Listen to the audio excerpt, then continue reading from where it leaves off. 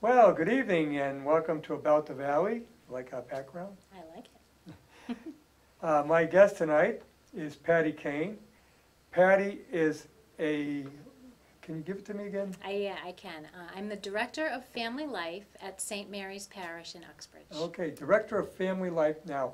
That incorporates a lot of different things. It does. You So, might say from beginning to end. beginning to end. So I try to encourage families after they have their children baptized at the church to come and hang out with us on a Wednesday morning, young mothers and fathers with newborns and young children going into preschool. They can come and hang out and have coffee with us, and the kids can play together. We have bins of toys that we set up every Wednesday morning, and it's really a wonderful thing. And I'll leave my phone number at the end and my email address, so Yes. people can reach out. It's for anybody who's in the area who has some time on a Wednesday. Yeah, you don't have morning. to be a member of St. Mary's. No, you don't. You don't have to be Catholic. You don't have to be a member of the parish. We just Right. want to be like a welcoming environment. We have a great space over there, our parish hall, which is probably right around 10, 11 years old Yep. now.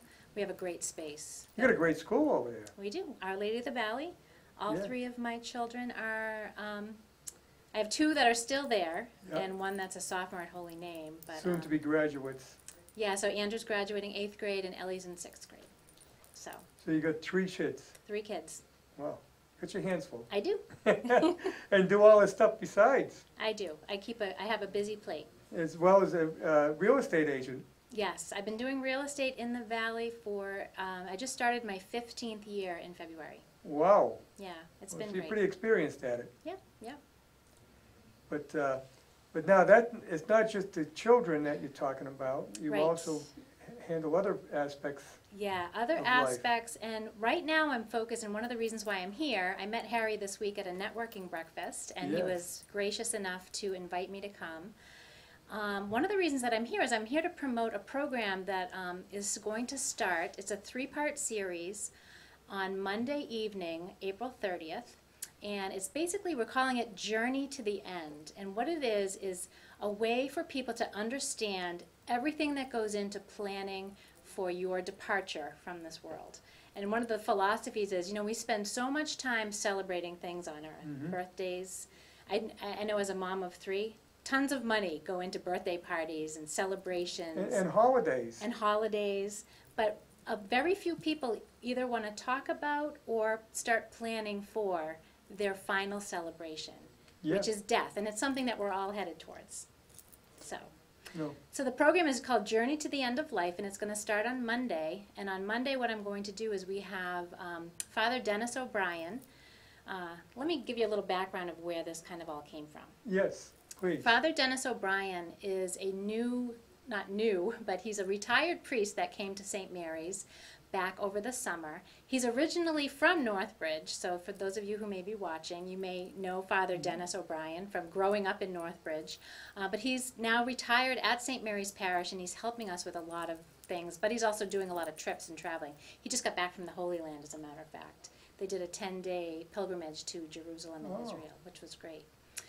So he is going to be there for part 1 with me, along with the Mercandante Funeral Home up from the Worcester area.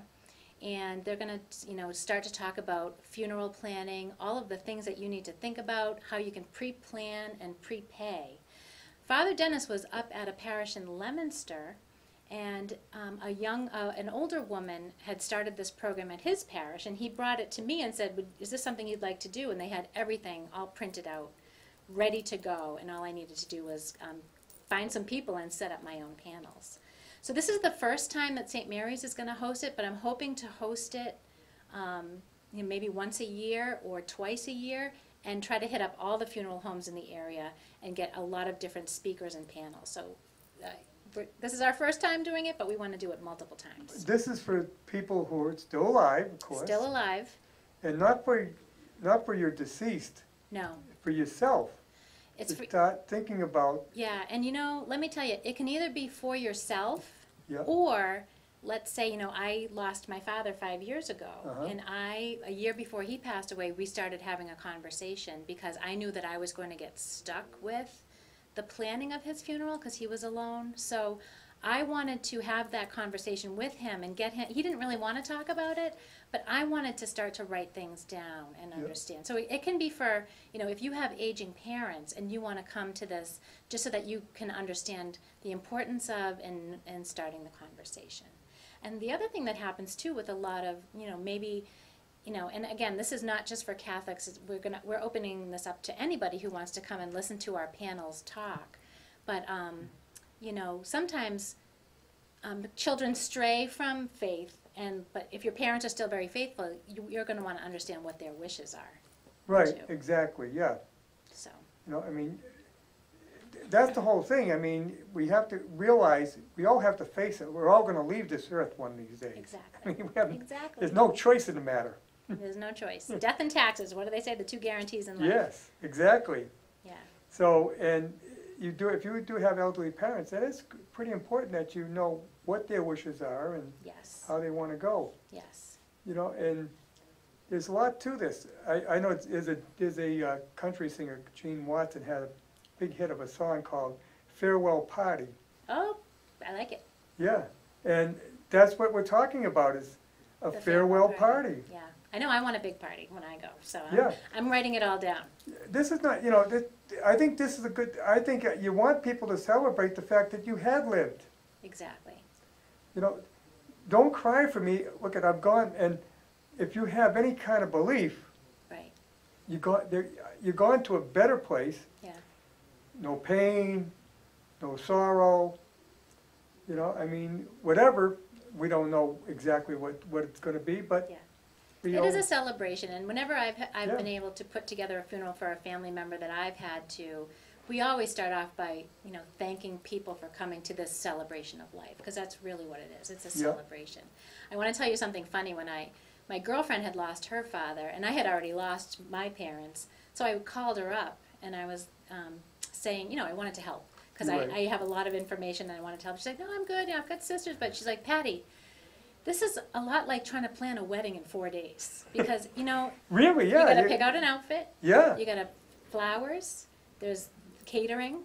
Oftentimes, there's putting the whole mass or service or celebrate whatever mode people use, to gather people. yeah. It's like trying to plan a wedding in 4 days. Fortunately, most funeral directors are very good at helping. They're very good. And they pretty much know exactly what they're doing to help you put everything together, but Mhm. there is a lot to think about. I mean, you got obituaries. Yep. And today, newspaper, you have to pay for that. You do, and it's not cheap. No, Too. I know. Yeah.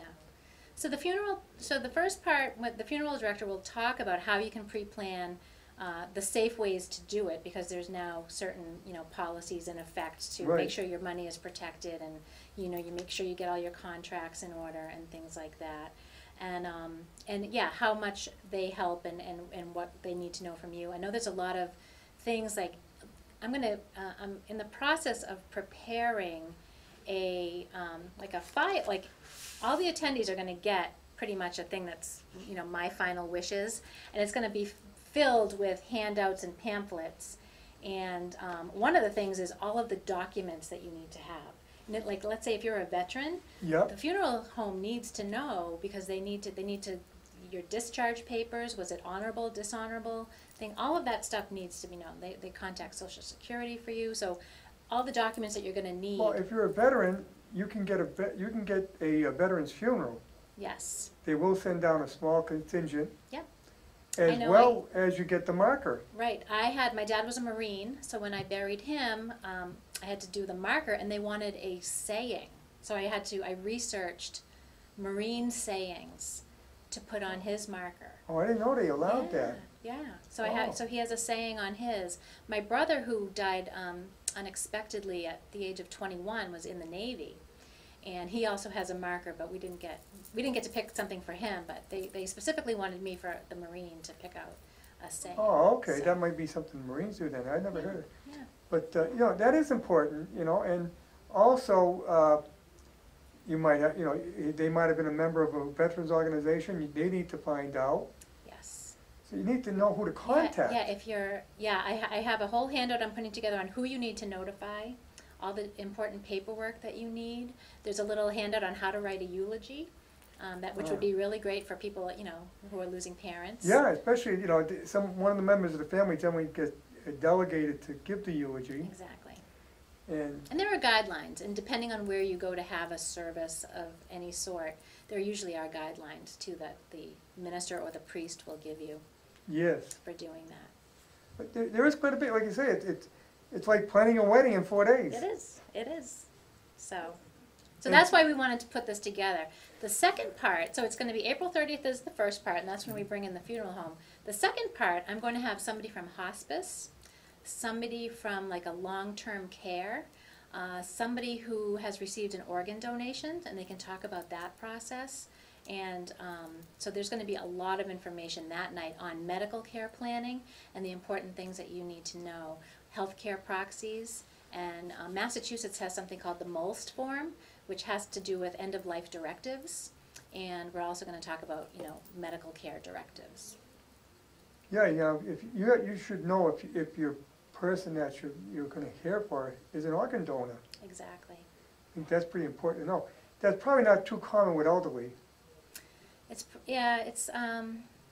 not too, you never know. I know my hairdresser, I was talking to my hairdresser about the program that I was putting together, and she said, oh, funny that you bring this up. My mom has already donated her body to UMass. Okay, well yeah, they do have, you can donate your body for science. Yes, you can.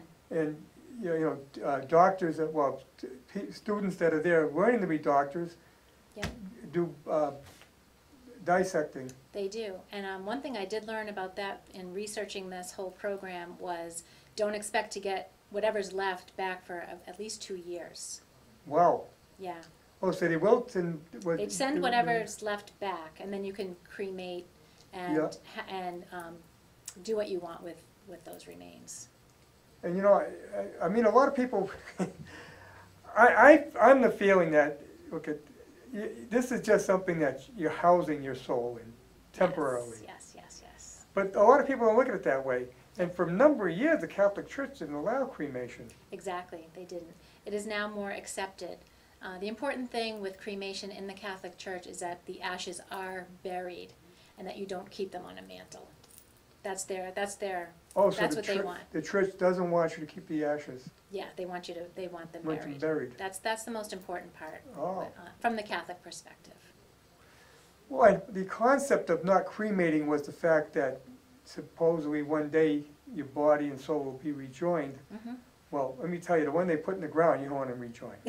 This is not going to be anything. Yes. So what's the difference? Yeah. Well, in the Bible too, they talk about ashes and rising from the ashes Right. and things like that. I'm okay with cremation myself. And it's a lot cheaper. It is. It is. For one thing, you only rent the casket for showing. Yep. If you want to even have that. Yeah. Yeah. Yeah, if you want to have a showing. Yeah. So all of these are questions that could come up, and that's what's great about this kind of program and the panel. A lot of people today aren't doing the showings. Yeah. You're saying more and more, they'll have a picture. Yep. But no body. Yep. Yep. And it's a celebration of life. It is. Now, the other thing that's pretty popular, and this is something you might probably, that's probably I'm sure you'll get into, is get the pictures together, the collage. Yes. Don't the last minute say, oh, I got to go find all these pictures so I can put them together, because then you're going to be going out of your mind. Right. Scan them in and do it, for every member of your family, not just your elderly parents. I remember. I mean, this was one of the more, I would say, enjoyable and comforting time. Like when we lost my brother, it was kind of before fire, thumb drives and slideshows. But we had, foam board, and we, going through all of the pictures as a family was a very healing and therapeutic thing. And, putting the collages together was a very good part. But, yeah, I would say in this age of digital, where I know all of my photos are in my phone, and to find them you need to scroll and scroll, and, being organized with that is, I know I'm at fault and I need to do better, but it would be a really good thing to keep a file on each person, your favorite photos, so they're kind of at your fingertips. In a thumb drive or something In a like thumb that. drive, or on a hard drive on a server somewhere that's protected, because, yeah, I mean, that would be difficult. I mean, it was fun as, you know, back in the 90s to kind of look through the actual photos, Right. but how many people are printing photos these days? Not too many. Well, I still do, because my wife likes them printed, but Yeah. I do have them on a computer too. Yeah, yeah, I have a number of them on thumb drive. yeah. I got tons of slides. My uncle Oh. took slides of the family at Christmas and Thanksgiving and other Right. times. And I've been slowly, because I'm talking thousands, slowly putting them on to digital. Yep.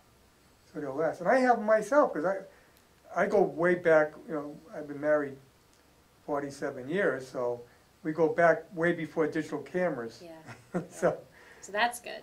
Yeah. You have them printed. yeah, in some case, yeah. Yeah. And I got a lot of them on slides as well. It's good. But see, like, well, my uncle took all our wedding well, we also have an album, but he had taken wedding pictures for us. Yeah. I put them all on a thumb drive, Oh, and I that's labeled it. good. So you just plug Plug it it into in. the TV and you Yeah. can watch them. Yeah, yeah, and those little, I have some of those smaller photo frames like on my kitchen counter. I have And one of those too, yeah. I'll put Have a different couple thumb of them. drives in, and you Yeah. know, the children as babies, now they're teenagers, but it's fun to look back. Yeah, it is. Those are great devices. I know when Yep. my dad passed away, it'll be 5 years in July. Instead of the collage boards, I had a couple of those set up instead.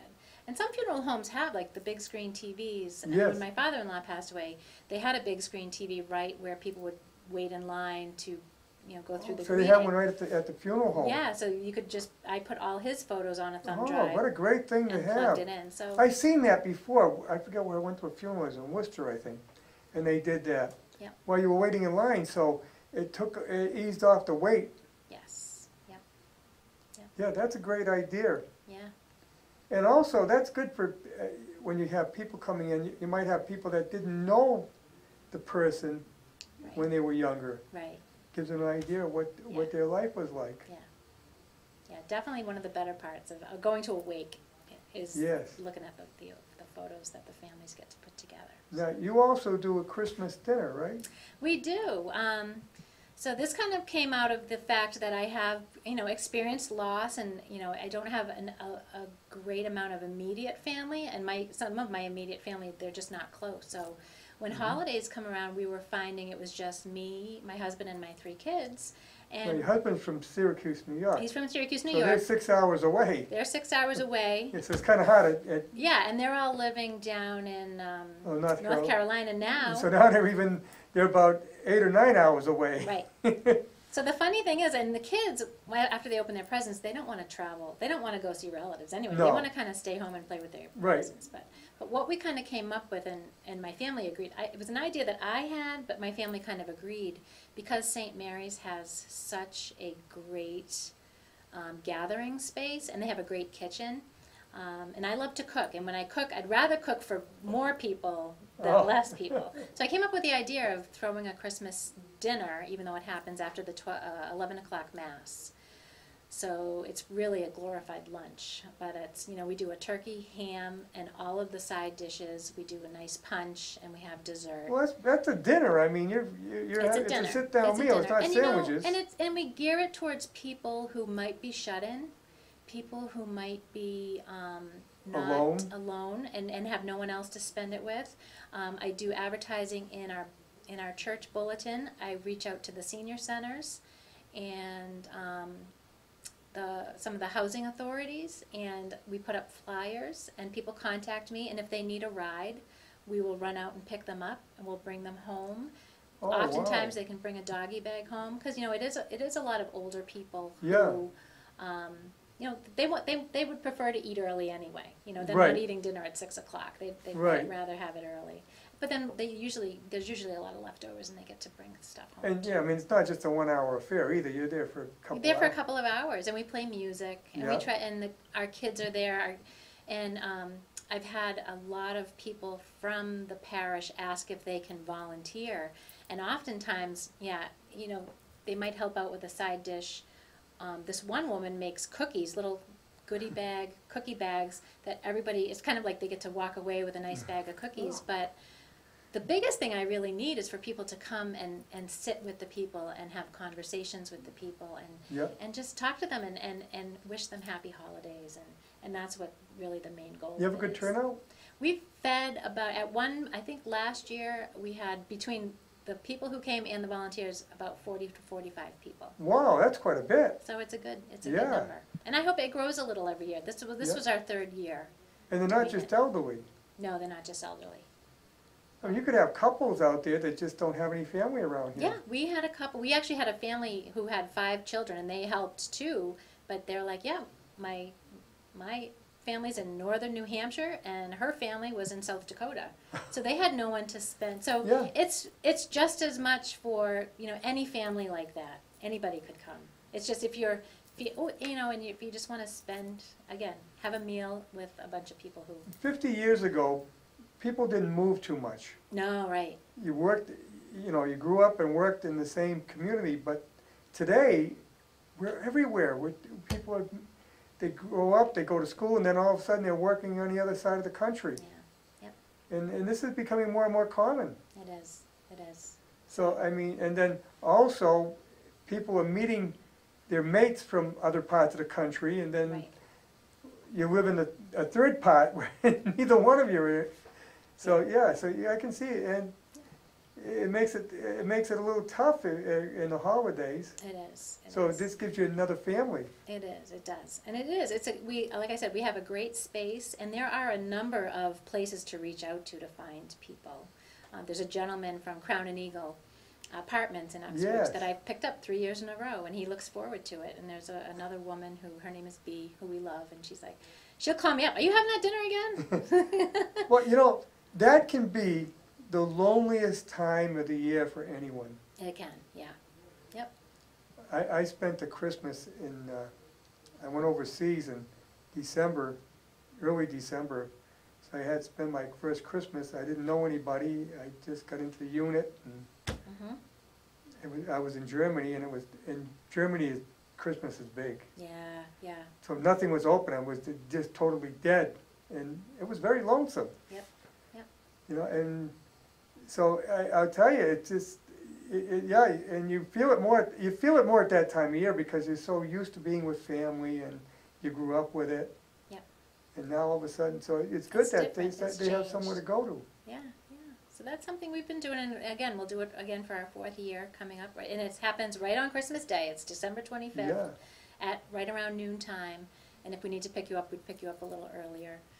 And of course, we always offer to pick people up for the 11 o'clock Mass if they would like to attend, because that's. Now you do this all purely on a voluntary basis. It's all voluntary. Yep. Yeah. And so the other thing I want to talk about was the third part of the session, the journeying to the end of life. Yes. We're going to have Tom Wickstrom from Northbridge come and talk about legal care planning, all of the documents you need to have, and setting up a will and trusts, and he's going to give you all of that information. And then Mike Delmonico, I'm hoping will attend too, from Insured Financial Wealth. Yes. And you've had him on the program, haven't you? Yes, I did. Yeah, so that's our third part. So we go from spiritual care to medical care to legal and insurance care. So we're going to try to cover all of the bases. Well, Mike helps you. He can show you how to get out of debt in about 10 years. Really? And it does work, believe me. Yeah. But but insurance is an important factor. And here again, it's important that the people you're going to leave behind know what's going on. Exactly. You need to have, if you have a file, whatever your system is, it's important to, number one, have a system, but it's important to tell somebody what your system is and show them the documents and show them how everything is set up and ready to go. Especially, today, an elderly person could end up getting dementia or Alzheimer's. Yes. Yep. They wouldn't be able to communicate. Right. Yeah. And I learned with my dad, because he was diagnosed with a mild to moderate form of dementia just prior to us trying to get his documents in order. And from what I found out is there is a 5-year look back for all of his finances. So if he were to need to get into some kind of housing or any kind of nursing home, we would have lost all of his assets to Yes. the nursing home. So you really, if you know, my husband and I, we're gonna plan on doing it very soon, to again, get everything in order. We have a will, but I know it already needs to be updated, and just get things in order so that, you know, if something like that were to happen, you know, we're not subject to the 5-year look back. Right, exactly, yeah, You know, because you don't know, it could end up in a nursing home for a long time, you could, especially with Alzheimer's or dementia, you Yeah. live for a long time with it. Yep. And because extremely. your body stays healthy, it's just your mind Right, that goes, so. And a lot of people don't wanna think about it, or maybe it's in the back of their mind, but just to kind of give them a little urging from, you know, so I am gonna have another woman who just lost her husband. She had pretty much done everything, they had everything in a row, and he did have dementia too. But she was caring for him at home for, you know, she did it for a good long stretch. But she's gonna share some things that even having all her ducks in a row, there were still a few things that she was unprepared for. So she's gonna share her story. I can understand how it could happen, yeah. Yeah. Little things slip through the cracks that you don't even think about. Yep. Yep. Boy. Now, you also are gonna have a hospice? Yeah, so hospice, it's somebody from Salmon Hospice and private care. So if you have to hire somebody to come in and care for somebody in the home, I know hospice and any kind, they want you to stay in your home for as long as possible. Well, I know Medicare today is leaning toward that, Yeah, and they're getting more supported. That's why you see all these businesses starting up for home nursing. Yep. And it makes sense because it's a lot more money to put someone in a nursing home yeah. than to keep them at home. And a nursing home is a depressing place too, Yes. especially if you have your mind. It's not somewhere where you But I'm saying want from to go. financial standpoint, for the Medicare who's paying the bill, Right, it's cheaper to have someone come in. right. And if they're not that bad, why not? Exactly, exactly. So, yeah, they're urging you to keep, if you can at all, stay within your home, and they will Yeah. really go through all of the different options that are available. And I think that you can get long-term care insurance for things like that You can, too. and I'm hoping Mike will be able to talk something about that too. The importance of it, the cost of it. Right. When is it too late to look at getting into something like that? you Right. know? So, Yeah, well, you may not qualify because the insurance companies want to make money, so exactly. if they think you're getting close, well, they're not gonna insure you because you're gonna end up Exactly. there, we're gonna end up paying Right, out. Right, so, you know, there's a lot of questions. I'm particularly interested in night number 3 for myself and, you know, getting some of my questions answered too, so. You know, it's, like you say, no one wants to talk about it. Yep. But we all have to face it, Exactly. and it's gonna happen to all of It us. is, all of us, so, And, you know, maybe it's not as bad as we think. You know, I'm gonna be 70 the end of the month, Oh. end of next month. So, hey, I mean, you went 7 decades. I mean, Yes. how many more have I got left? right, right, Because it's inevitable, it is, and I hope to make it over. People today are living much longer, yeah, and they're living more healthful yeah, and more energetic lives right. much longer because we're more health conscious, I think. Let me tell you the story of how really this program, so I kind of started to say that Father Dennis, you know, made me aware of the program because they had it at his parish a number of times. But so this woman who put it together, she was actually still working. She was an older woman, but she was still working, and she worked nights. And her husband was retired and home, and he didn't like being home alone. So he decided to enroll in a community college because you can, after a certain age, I think 65, Yeah, 65, you can enroll for free, I think. you can take any community college classes for Yeah. free. So he was taking all these classes at night. He took one on death and dying. And the homework assignment was to prepare your funeral. And he had it on the computer in a file that said My Funeral. So they were snowbirds, so in the winter they went to Florida. And literally one afternoon they were sitting by the pool holding hands. She told me the story and I was, you know, it really touched me. But they were sitting by the pool holding hands and talking about how blessed they were, what a great life they had. And that night he was in the emergency room dying. And he had Wow. he had taken a tumble down the stairs backwards, fractured his skull, Oh, and he was dead that night. So wow. so it was, even though they were older, it was a sudden and unexpected thing. And it's funny because I was like, I asked her all these questions and I said, oh my gosh, did you have all your documents? She's like, well, I was the money person, so I knew all about our money, but I had no idea that he had gone ahead and prepared his whole funeral, and everything was written out in that file on the computer. And she said, what a blessing it was, what a relief it was, because everything was there and they didn't have to like worry about, oh, what would he have wanted, you know. So everything was written out. So that's how this kind of came about. And I love the story of they're sitting by the pool, Yep. everything's fine, and then that night he passes away. Because you never know. In any age, it could happen at any age. I read a number, probably about 10 years ago, about people writing their obituaries. Yeah. I've already got mine written. I wrote one for myself. Mine's not done yet. I'm not done, but. Right. I wrote one. When I was writing a newspaper column every week in the Northbridge Times. Yep. I wrote it. My wife was very upset about it. Yeah, yeah. But I thought it was pretty good. I said, you know, isn't that a good idea? Here's what I want people to remember me by. Right. Yep. Yep. You know, I mean, to me, that's not a bad idea. It's a good exercise, you know, Yeah. it is. And, you know, when you start writing about yourself and you look at what you've done, and then you might start thinking about, well, what do I still need to do? It might give you a little Right. kick to Yeah. take on a little bit more, you know. Exactly. Well, it changes all the time. I know it did for me. Now it's different because I'm doing more than I did back then. Yeah.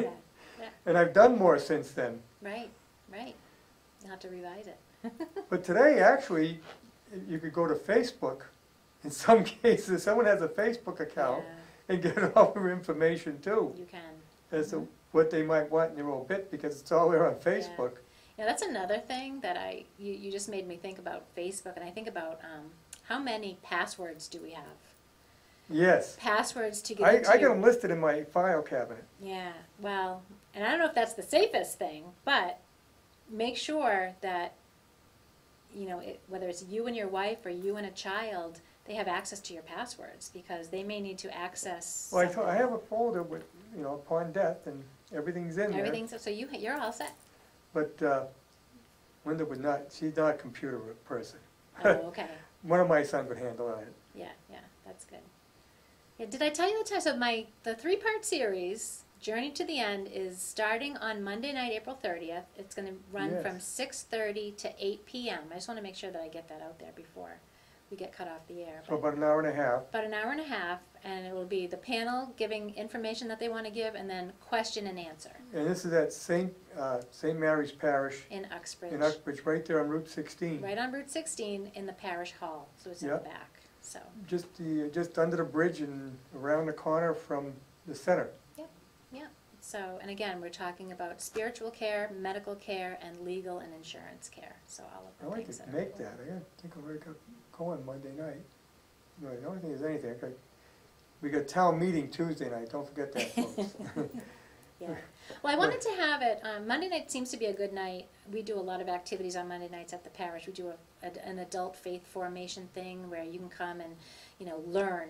Our deacon runs a program, and you can just learn about anything. But I'm giving him a break. He just returned from the Holy Land. I'm giving him a 3-week break, and I'm running my little program. And I wanted to do it, you know, because I figure it'll be a lot of older people that come, although I'm hoping to really try to attract a younger crowd, and tomorrow I'm going to get on social media to the... Father O'Brien's not your parish priest there, though. He is there. He's our retired parish priest. Oh. So he's but- there. He does masses, and he runs the trips, and Well, I know there's a shortage of priests, so there is. they have to bring the retired priests in to Yeah, yeah. take care of the parish now. Yep, yep. Wow. Yep. But we have Father Nick Desimone, who's quite young, and he was our pastor. Okay. So we have 2, which is fortunate for Father Yeah. Nick. That Yeah, well, Father I know they're O'Brien- using deacons now in place of priests because they don't have enough priests to go around. Yeah, the deacons do a lot. They do. Our deacon does a lot for. He runs our whole baptism program and baptizes a lot of into the parish, and it's He does a lot and runs that Monday night faith formation. That's a pretty strong parish still, too, right? It is, it's very strong. Yeah, good It's very turnout. strong. Yeah, You don't see, the church went through quite a, scandalous situation there and lost a lot of They did. people, they did. unfortunately, but I think things are turning around and, Yeah, and I don't have the statistics. I know I hear them all the time when I'm in the office, but we get new people registering every week, and it seems like the younger folks are starting to come back and baptize their children in the parish, and oh, that's good. so we are excited about that. People can knock religion all they want, but I think it keeps a better society if we have, people have some belief. Yeah.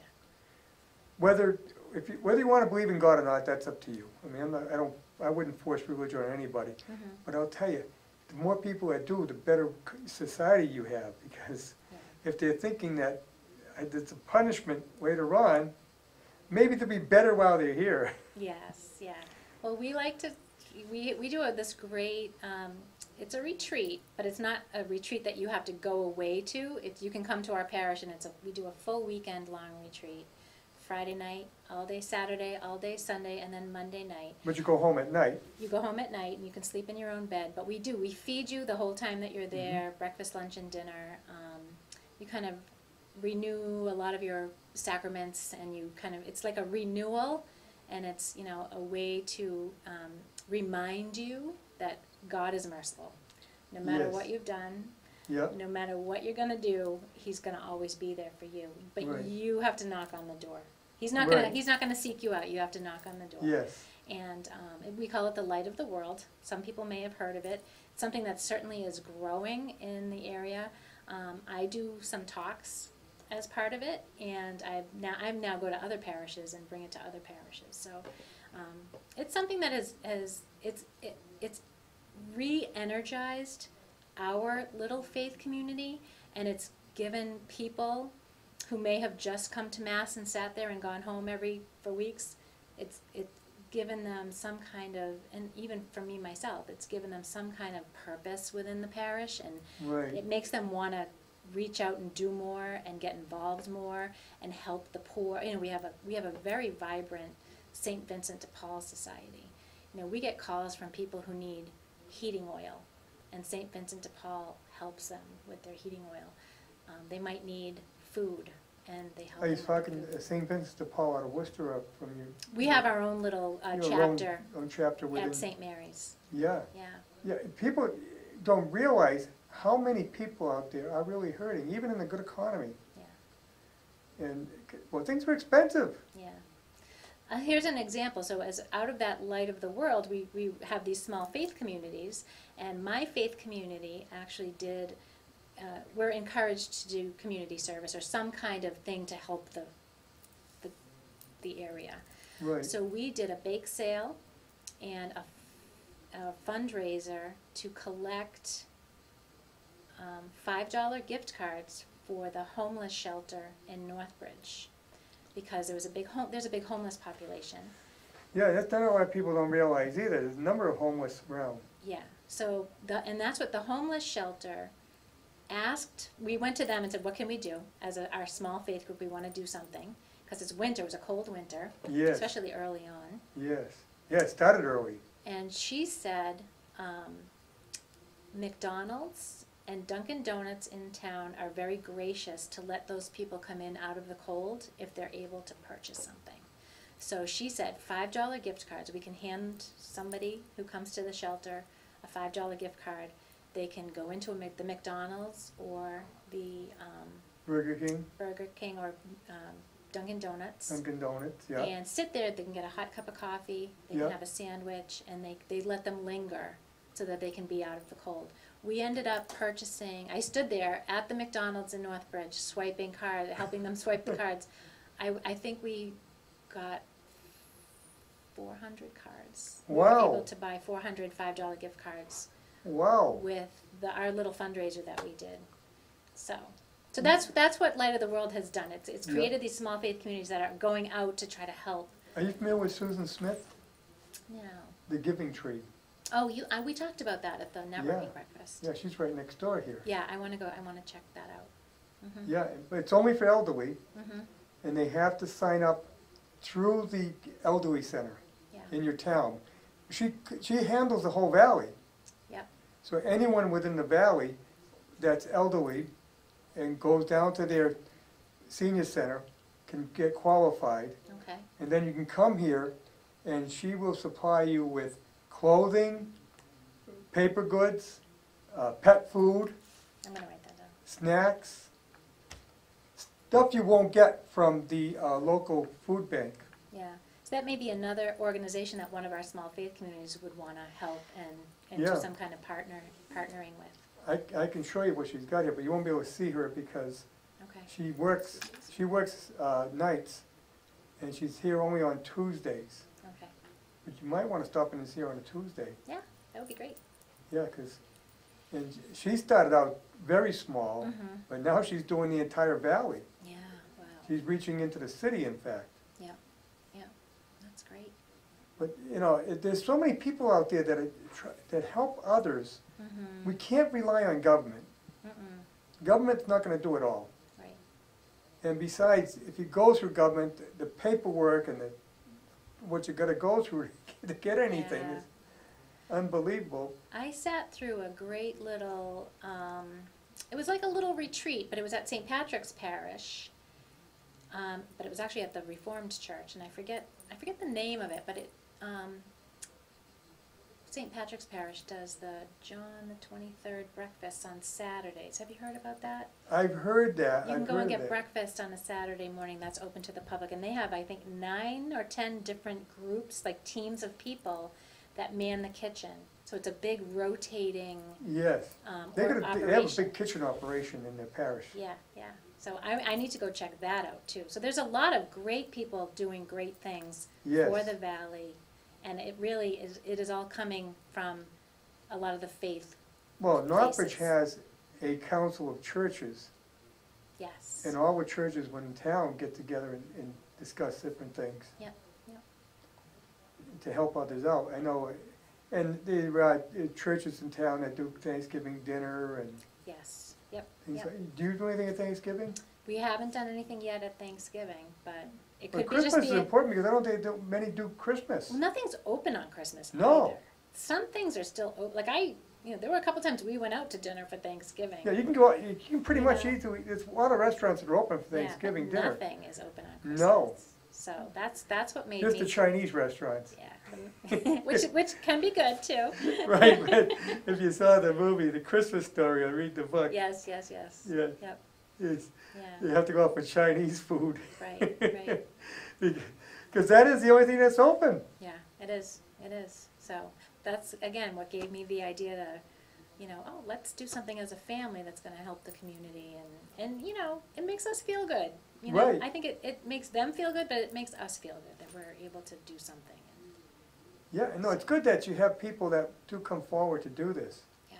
Oh yeah, I think the second year I did it, I had more volunteers than I had people, but I look at it as the volunteers showed up because they didn't have anywhere else to go either, and it was for them. But just that's as much good that as you it get is the for me. volunteers. I mean, it's hard today to get people to come out and volunteer. It is. But I am finding that with what St. Mary's is doing with these faith communities and the Light of the World faith groups, that it's making people take responsibility for a higher power and what their Yes. purpose and role in the community is, and it's making a lot of people raise their hand when they might not have because they didn't feel empowered to do so. Right. So And when you get done, you feel good about yourself. you do. You feel You I do. did something good today. Yeah. There's My nothing- kids love it. My kids ask me, "Are we doing that dinner again?" And they're like, "Okay, good." And when teenagers say that to you, Yeah, you know especially something's- teenagers, you yeah. know something good is happening. So Yeah. it's good. We give them aprons. We get them all suited up, and Yeah. they're there. But it's amazing if you ask them, you may not think they'd be interested, but when you ask them, you find out that they are. Yeah.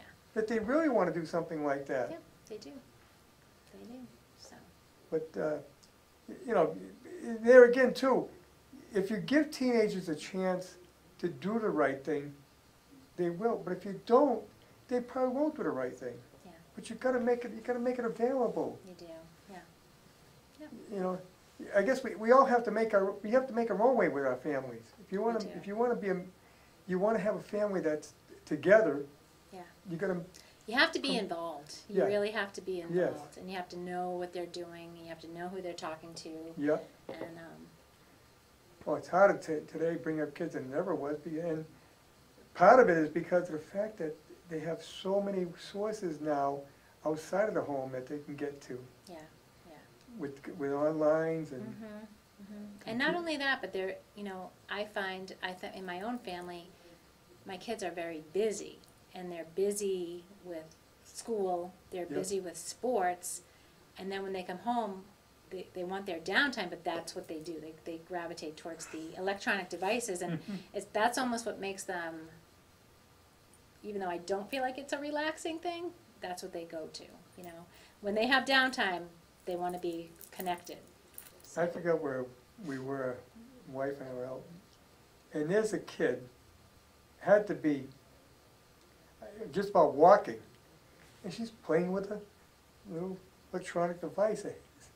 She's watching a cartoon or something on it, playing a game. Yeah. I said, that is unbelievable. Yeah. I mean, God. Now, I was at the chiropractor's office this morning, and there's a kid, he had to be preschool, and he's telling me about his game his uncle gave him for Easter, and he's playing on oh my God. Wow. I mean, I know he doesn't read, Yep. but and they're picking this up at a very young age now. They are, yeah. Yep. And I mean, I understand they're doing electronic games in the crib. Yeah. When I have my play group on Wednesday mornings, I got some toy donations, and somebody donated. It's just a plastic laptop, and it has keys, and it makes Yep. noises. But there's this one little girl, and that's her favorite toy. Every time she comes to play group, she's like, "Where's my computer?" And she sits in the chair, and she's like pretends that she's playing on this computer, and it's cute to watch, but it's just a matter of time. She's going to get her hand on the real thing. Yeah. You know. I mean, but of course, it's inevitable. You gotta, and the kids, if you gotta be computer savvy today, kids aren't gonna get a job. Yeah. I mean, you can't even apply now. Oh, I know. The world has changed so much. It has.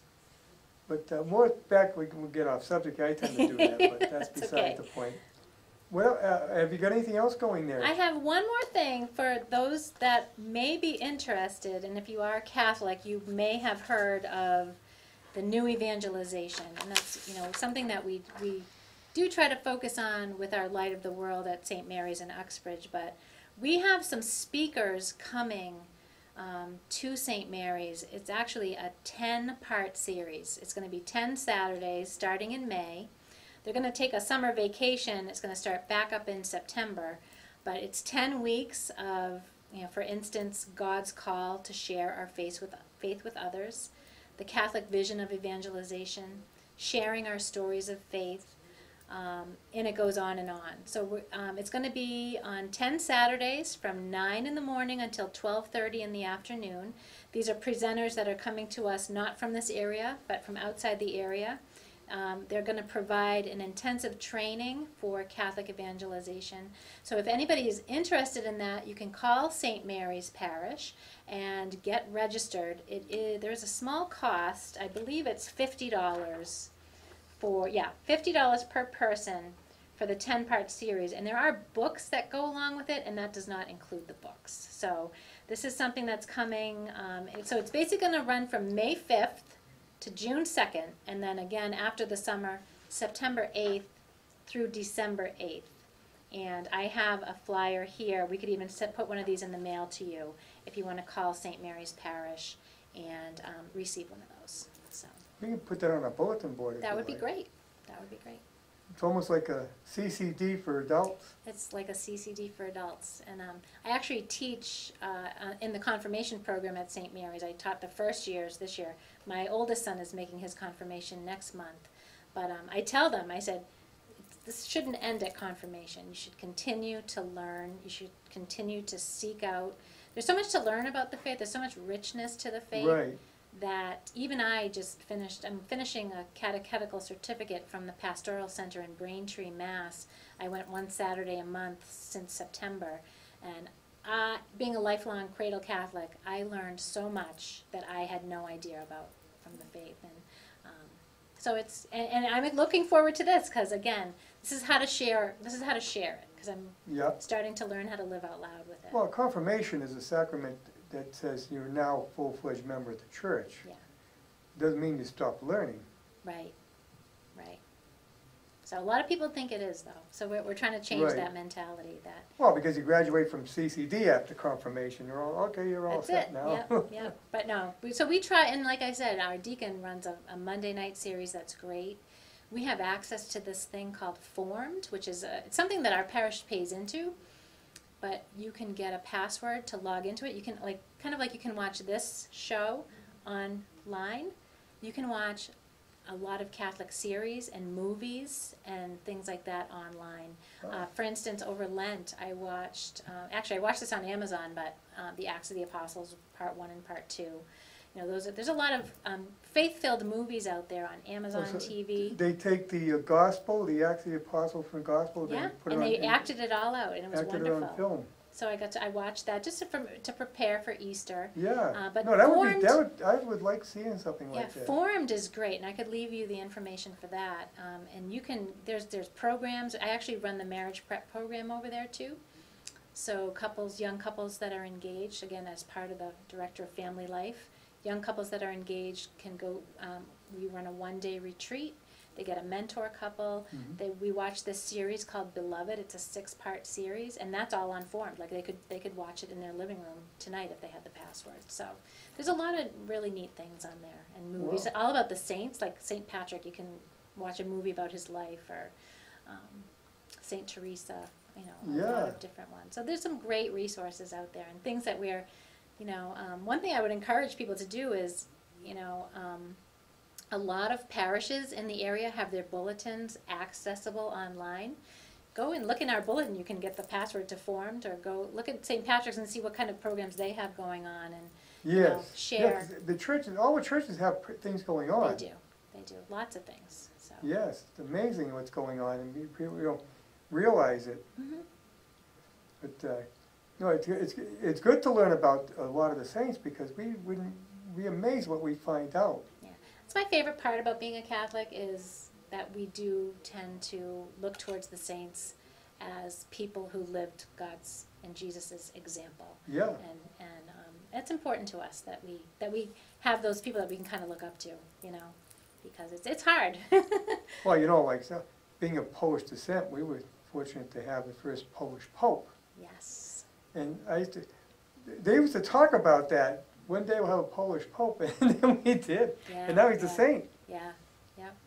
I recently read the book about Saint Faustina, who's also from Poland, and her story is incredible. Yes. What Jesus said to her and how she transcribed it, and the whole Divine Mercy message. And it's a fascinating book. It's really long, but it was great. And it helped me to really relate to you know, a lowly human being who is a sinner just like me, and how God can have mercy, and how He wanted to show how He is merciful through her and through her actions and her words. You know, I'm a big history guy, and if you read some of these things, there's got to be something to this. Mm-hmm. Come on, nobody makes all this stuff up. Yeah. There's stuff to back this stuff up. Yeah. So I mean, and it really puts you more in touch with what you really want to believe. Yeah. Even though you can be a skeptic, but you wouldn't be as much of a skeptic if you started reading some of this stuff. Right. Right. Yeah. So it's all there. Yeah. You know, and it's in the Bible. And I know Catholics are accused of not being ones to read the Bible. Well, I know recent things that I've learned and some of the retreats that I've gone on, it's really helped me to pick up the book and really get into it. Actually, I read a book. You ever hear of Isaac Asimov? Yes. Okay, science fiction writer. Yep. He wrote a book, Isaac Asimov's interpretation of the Bible, something like that. I have it at home. Okay. I read it cover to cover. Really interesting because he took the Bible and he did it in a perspective of a scientist. Okay. And it's very good. I really enjoyed it. I'm going to have to look that up.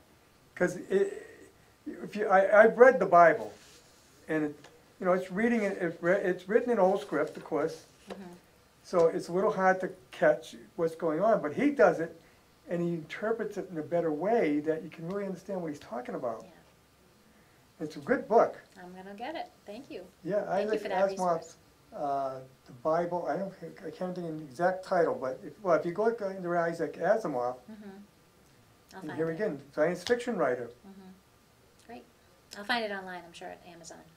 You probably will. I actually got it in a bookstore in the discount book pile. Did you really? Okay. I buy a lot of books that way because I don't like to pay full price, but I get some good stuff. Yeah, yeah, good. And actually, if you can't find it, I'll let you borrow my copy, but I want it back. Okay. It's part of my choice books in the library. Good. I sometimes read books 2 and 3 times. Oh, yeah. If I enjoyed it, I'll read it again. Yeah, yeah, yeah. And I really enjoyed that one. Okay. Now, I had a friend of mine who I lost, let's see, probably, I think it's 5, 6 years ago now, to cancer. Before he died, he had read the whole Bible. He was talking to me about it. He says, he knew he was going to die eventually because he had cancer. And he said, I'm reading the Bible from cover to cover. Good. And I said, that's good because, he's getting ready. Yeah, yeah. And I think that's another thing too about being prepared. You want to get yourself ready Yes. mentally. Yes. And that can Not be, only, paperwork wise, and here's my policy for this, and here's this, but spiritually and mentally, Yeah. and, be at peace be at peace with yourself, yes. with it. I visited my father the night he died. He was at my brother's house, and my sister-in-law called and said, you better come over, I don't think he's gonna get through the night. And I went over, and he wasn't talking, but he was, Yeah. he had that death breathing. Yes. And I held his hand and I said, Dad, you did a good job. You have 5 sons, they've all done well. It's time to go. Yeah. And he died a few hours, about an hour later. Yep. Yep. But I was at peace that I was able to do that. Yes. Yes. And that's good. We gotta go though. We do. Are you taking phone calls? No? No one called. Nobody called? Okay. Yeah, so, All right, Journey to the End of Life, starting April 30th, 6:30 to 8. You can call St. Mary's for more information. You can call St. Mary's to leave a message and register yourself, so I'll save you a seat, but we'll have some refreshments there, and it's going to be a lot of experts in the field, panels talking, a lot of questions will be answered, and you're going to get a packet of good information. So, all right. Well, thank you for coming in. thank you, Harry, for having me. Yes, my pleasure. We'll see you next week, and my guest next week is going to be Mike Hare from Harborough, and we're going to talk about his stand-up tactical wheelchairs. And we're giving one away. They're giving one away. They have a contribution from someone who's going to pay for one for a needy veteran, and we're looking for one. So if you know of a veteran amputee that needs a wheelchair, tactical wheelchair, please get in touch with me. We're looking for someone. Excellent. See you next week.